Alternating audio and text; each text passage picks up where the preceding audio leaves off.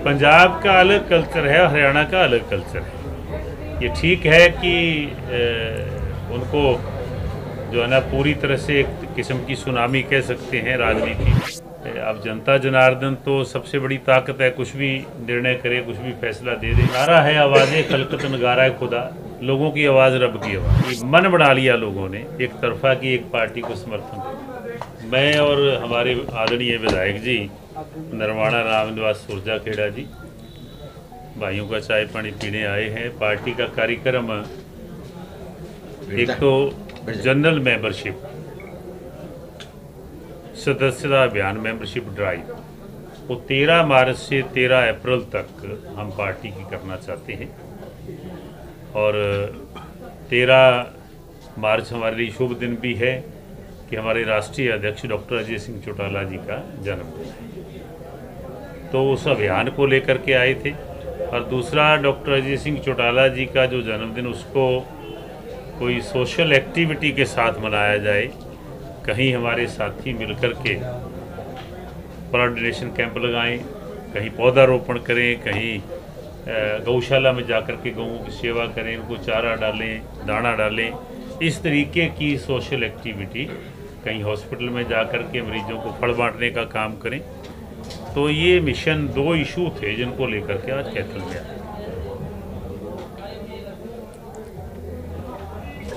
पंजाब में जो चुनाव हुआ है उसमें जो झाड़ू का काम किया है, तो क्या इसका हरियाणा पर क्या असर होने वाला है? देखिए, पंजाब का अलग कल्चर है, हरियाणा का अलग कल्चर है। ये ठीक है कि उनको जो है ना पूरी तरह से एक किस्म की सुनामी कह सकते हैं राजनीति में आई है, और बहुत बड़ा समर्थन आम आदमी पार्टी को मिला है।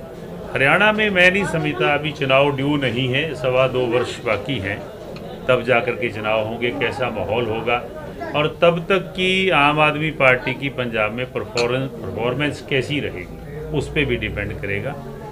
तो मैं तो ये समझ के चलता हूँ कि पंजाब में जैसे परिणाम आए उनमें एक चीज़ थोड़ी सी अखरी कि अब जनता जनार्दन तो सबसे बड़ी ताकत है, कुछ भी निर्णय करे, कुछ भी फैसला दे दे।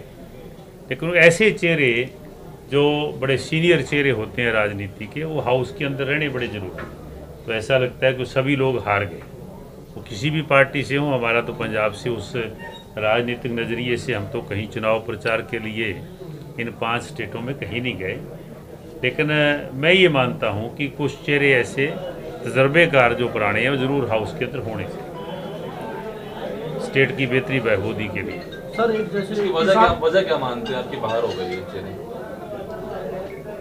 देखिए, वो जो नारा है आवाज़ें खलकत नगारा है खुदा, लोगों की आवाज़ रब की आवाज़, तो वो जो नारा है कहीं ना कहीं सही होता है। कोई कमियां हमारे अंदर ही रहती हैं जिनकी वजह से फिर ये खमियाजा भुगतना पड़ता है। हो सकता है ऐसी कोई फिर जब मॉब कहीं कोई मूव करे कहीं, तो मॉब के आगे तो फिर कुछ टिकता नहीं ना। ये उस तरीके का है, सुनामी जिसको कह देते हैं, कि मन बना लिया लोगों ने एक तरफा की एक पार्टी को समर्थन, उसी में फिर बड़े लोग भी बह जाते हैं। इसका हरियाणा की राजनीति पे क्या असर देखते हैं? नहीं, मैंने कहा ना कि हरियाणा की पहली तो बात है कि चुनाव अभी 2.25 वर्ष बाद हुए। पंचायत और नगर निकाय चुनाव। दूसरी बात ये है कि हरियाणा का और पंजाब का कल्चर अलग अलग है। पंजाब के अंदर बहुत सारी इशू हरियाणा से अलग हैं, बॉर्डर का स्टेट है, तो मेरा ख्याल है कोई ऐसा लंबा चौड़ा असर है। एक सर किसान आंदोलन हुआ सर, 1.5 साल रहा सर, उसका इफेक्ट ही नहीं पड़ा सर कोई चुनाव पे सर, इसके बारे में क्या कहना है? दुष्यंत जी कई बार किसान आंदोलन के लिए प्रधानमंत्री नरेंद्र मोदी से भी मिले, वो वापस भी हुआ, परंतु किसान जी कहते हम नाराज हैं, फिर भी वो इफेक्ट नहीं आया सर नाराजगी का। तो उसके बारे में क्या कहना है सर पार्टी का? नहीं, किसान आंदोलन का असर मेरा ख्याल है कि अब ये नहीं कहा जा सकता वो इशू ख़त्म हो गया। और कैसे ख़त्म हुआ कि जिस गवर्नमेंट ने, जिस देश के मुखिया ने, मोदी जी ने वो कानून लागू किए थे, उन्हीं ने कानून वापस ले लिए, और वापस भी क्षमा याचना के साथ लिए कि अगर आपको कोई खेद हो, बुरा लगा हो, तो उसके लिए माफ़ी भी मांगते हैं, हम कानून वापस लेते हैं। तो जब ऐसी चीज़ें हमारे गांव में हो जाएं, हमारे किसी वार्ड में हो जाए, कोई समझौता हो गया या एक तरफा हमने विड्रॉ कर लिया जिससे आपत्ति थी लोगों को, तो मेरा ख्याल है फिर इफेक्ट क्या आना। इन सब बातों के बावजूद भी राकेश टिकैत जो है कहते थे कि सारी वोट को ले लेंगे, कैसे कि वो वोट जो है और किसी को डलवा दी गई है, बीजेपी को ना डलवा के। नहीं, ये मैं नहीं समझता कि जनता को ऐसे को बरगलाया जा सकता हो कि इसको नहीं इसको डाल दो। ये हमारे कहने की बातें होती कि उसको डलवा दी। टिकैत के गांव में ये तो मन बनता है, माहौल बनता है। टिकैत जी के अपने भी तो चुनाव हुआ है, उनके गांव में आ गए, वो खुद ही मतलब। तो फिर मेरा ख्याल है कि अगर मैं मेरे गांव में ही लूज कर जाता हूँ तो फिर किसी को तो उपदेश देने के लायक नहीं रहता। तो मैं समझता हूँ कि ये तो एक जनता का मन होता है, वो मन जब बन जाता है, माहौल बन जाता है, तो उसको फिर बदला नहीं जा सकता। सर, कहीं ना कहीं जज्बा पार्टी के कार्यकर्ताओं में और पदाधिकारियों में इस बात को लेकर निराशा है कि अधिकारी उनके काम नहीं करते, उनकी बातें नहीं मानी जाती। जिस जज्बे के साथ वो सत्ता में है उससे काम नहीं हो रहा। 2 वर्ष ऐसे निकले कोरोना काल की वजह से, किसान आंदोलन की वजह से, कि सरकार भी अपनी परफॉर्मेंस पूरी तरह से नहीं दिखा पाई। तो कार्यकर्ता, इसमें कोई शक नहीं कि निराशा होती है, लेकिन अब मौसम खुल गया है, कोई चिंता न करें। कार्यकर्ता को पूरा सम्मान भी देंगे और ये भी मान के चलें काम भी उनके होंगे। हमारी तो लीडरशिप बड़ी सक्षम है। आपको पता ही है कि वो लीडर जिसने 26 साल की उम्र में पार्लियामेंट में जाकर के जो खेलने की उम्र होती है, अपनी काबिलियत दिखाई, बेस्ट पार्लियामेंटेरियन बन के वहाँ से बाहर आया। तो वहाँ बहुत पुराने पार्लियामेंटेरियन जो है ना चर्चा करते थे कि ये नौजवान किसी दिन कोई बड़ा नेता बनेगा। वो लीडरशिप है हमारी।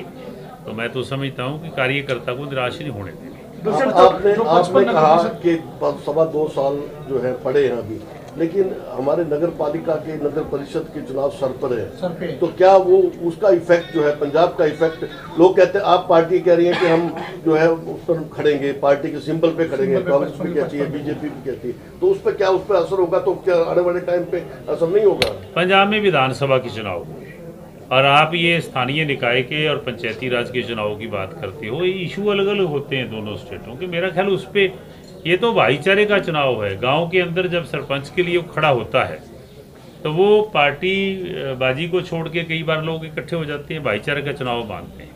पंजाब का इस पे मैं नहीं मानता कोई इफेक्ट हो या कोई असर पड़े। एक चुनाव देर बहुत हो रही सर, अब भी चुनाव घोषित नहीं हो रही जी। देखिए, चुनाव कुछ सरकार की वजह से लंबित नहीं है। चुनाव प्रक्रिया रुकी हुई है इस वजह से कि कोई साथी कोर्ट में गया हुआ है, माननीय हाई कोर्ट ने स्टे दिया हुआ है और सरकार का प्रयास है कि जिस दिन उस स्टे विकेट हो जाए तभी डेट जारी कर देंगे और इलेक्शन। दुष्यंत चौटाला रैली में कहते हैं कि अधिकारी मेरे कार्यकर्ता के फोन को दुष्यंत चौटाला का फोन समझे। इस तरह तो कोई भी कुछ भी काम करवा सकता है, कोई गलत मंशा का व्यक्ति भी नहीं, ऐसा नहीं है कि दुष्यंत जी जो कहते हैं उनका कहने का भाव अर्थ ये है कि कार्यकर्ता का अधिकारी मान सम्मान करें, उसके फ़ोन को तरजीह दें। गलत तो हमारा प्रयास रहता है कि हमारी पार्टी में ऐसी कोई सेना का साथी नहीं है जो को गलत कार्य करता हो या कोई जातिवाद की या और किसी तरह की धर्मवाद की बात करता हो या चोर चक्कों का साथ देता हो। हमारा तो जो संगठन है वो ये मान के चले कि पूरे प्रदेश के अंदर बढ़िया शेरे का संगठन है। अब देखिए ना कि परफॉर्मेंस देखो दुष्यंत जी की, डॉक्टर अजय सिंह चौटाला की, कि इतने अल्प समय के अंदर 17.5% वोट और 10 विधायक, और ऐसा था कि रिहेबिलिटेशन की जो है ना इशू सामने था कि पार्टी हमारी मदर पार्टी को सब कुछ दे दिया, हमने अलग से अपना घर बसाया। इतनी जल्दी इतना परफॉर्म करना मेरा ख्याल है कि वो काबिल तारीफ है। आपने कहा कि 17% को 51% कर देंगे 2 साल में, 2.5 साल में, क्या रोड मैप लेके चल रही है? देखिए, हमने अपने कार्यकर्ताओं को ये आह्वान किया है कि इतने सक्षम हों कि 5 वर्ष पहले जो 17.5% वोट मिला है वो अगले चुनाव में 51% हो और इंडिपेंडेंट आपकी सरकार हो। ये सोच हमारी, मेरा ख्याल हमारे कार्यकर्ता हमारे परिवार में बैठ के जो हम बात करते हैं तो अपनी जगह पे सही है। रोड मैप भी ऐसा है कि जो टिप्स दुष्यंत जी ने, हमारे राष्ट्रीय अध्यक्ष जी ने दिए हैं, वो आगे तक आम कार्यकर्ता तक, गड़ी कूचे तक पहुंचाने की हमारी जिम्मेवारी है। और हमें फ़ख्र है हमारे कार्यकर्ताओं पे तो देवीलाल जी की सोच को लेकर के चलते हैं कि बहुत जल्द हम सक्षम होंगे जब अपने बलबूते पे सरकार बने। जयप्रकाश कह रहे हैं कि दादा ने पेंशन बांधी थी, पोते ने काट दी। ना तो पेंशन कटी है, ना काटने का कोई मकसद है। पोते ने तो ये कहा था कि दादा ने जो 100 रुपये शुरू किए थे, मेरी सरकार बनेगी तो 5100 देने का काम करूँगा। तो ये अनर्गल बोलने वाला कोई कुछ भी बोल दे, जुबान तो अपनी है। मैं समझता हूँ कि किसी भी जिम्मेवार व्यक्ति को अनर्गल बात नहीं कहनी चाहिए। को हरियाणा सरकार ने को आदेश दिया कि पेंशन काटने का, अगर कोई ऐसा कहते हैं वो तो बहुत जिम्मेवार आदमी है, उनको नहीं बोलना चाहिए। 5100 कब तक हो जाएगी सर? देखिए, हमने ये प्रॉमिस किया था कि हमारी सरकार बनेगी तो हम 5100 पेंशन देंगे। 5100 टर्न बाई टर्न होती है 5 वर्षों में। अब भी हमने बढ़ाने का काम शुरू किया हुआ है। अब तो ये मानते हैं कि जब सरकार अपना समय पूरा करेगी तो ये भी जो वायदा था इसको भी